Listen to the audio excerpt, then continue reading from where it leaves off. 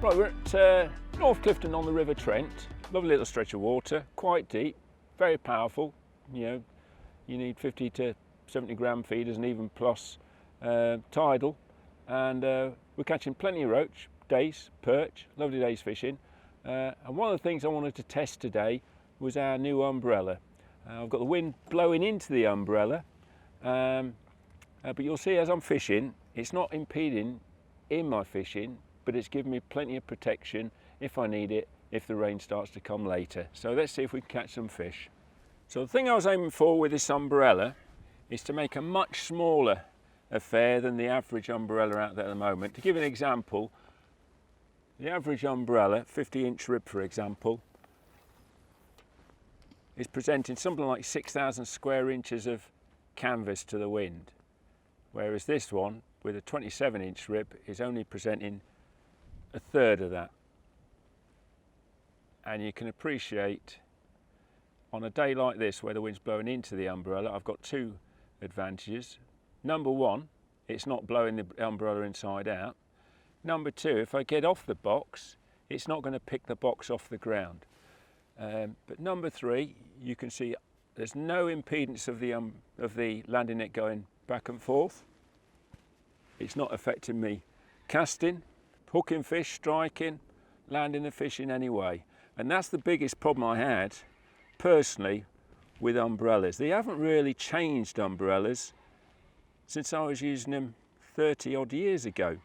The problem is angling has changed. We don't tend to fish on standing in the water or with a on a grassy bank. We tend to be on things like wooden platforms, and the problem with that is when you've got a small box and a massive umbrella on it, if you're on a wooden platform, a lot of the time you've got nothing you can actually fix the umbrella to. And as plenty of us will know, that can be deadly if you suddenly forget and get off the box. And of course nowadays, if your umbrella goes over, your box can go in the water, but more importantly, you can snap things like top kit sets. You can do all kinds of damage. But the biggest one is if you're fishing in a match, it's getting in the way. Now, you'll notice this umbrella isn't moving, and the reason why it's not moving, it's fixed on two clamps,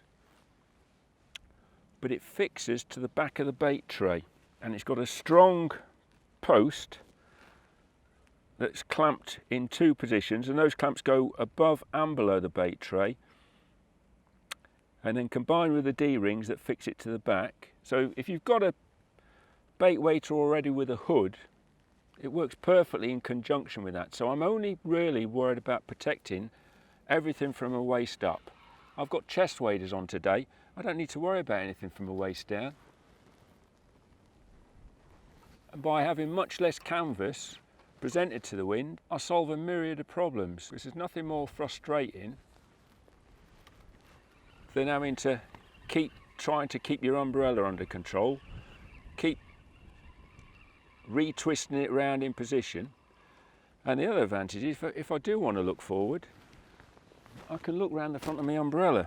On some of the umbrellas I've had in the past, oh, they're just huge. And particularly when I go and fish in Holland, another problem I have is the umbrella, when it stretches down past the bait waiter, if I have a big boat go by with a big wash, of course the wash is washing into the umbrella as well. That's not only damaging the umbrella, my seat box is fixed to it. It's tending to grab my seat box and move it, which is why a lot of match anglers tend to fish with waterproofs and just give up on an umbrella. Well, that's fine, providing you don't wear glasses.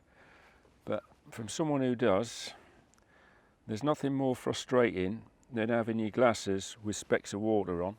And I suppose that's why I've put a bit of effort into creating something I can use in any conditions. Because I do a lot of fishing in Holland, and just like people fish in Holland, same with guys that get fishing in Ireland, when it does rain, it can be horrific. And I know on the Anglo-Dutch last year there were lots of anglers saying, no, we don't use an umbrella. I'll name a few of them: Brian Clark, Lash, the event organiser, Robbie Tuck Brown, and we had a hell of a storm. And they all sat in their car in a match, because that's how much it was raining. And you sit there going, well, chaps, that's not exactly cricket. That's bad angling.